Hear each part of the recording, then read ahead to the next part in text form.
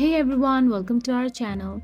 If photos taken with the iPhone appear too dark, then we are here with several adjustments and troubleshooting steps you can try to improve the brightness and overall quality. So let's get started. First thing first, open the settings app on your mobile device. Now inside settings app, scroll down and look for the camera app option available there and tap on it. Now once you tap on the camera, all you have to do is scroll down and tap on the photographic styles option available there in blue highlights. Once you tap on it, you will get to see various options of effects. So all you have to do is slide through the effects and choose the brighter one.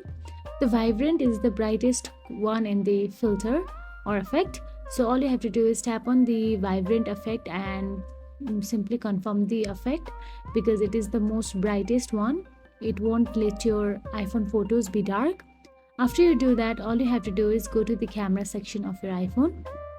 After that, make sure while you are clicking the photo, you tap on the middle of the square and simply increase the brightness.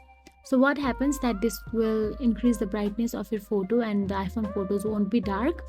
So if you found this video helpful, please like, share and subscribe, and thank you so much for watching.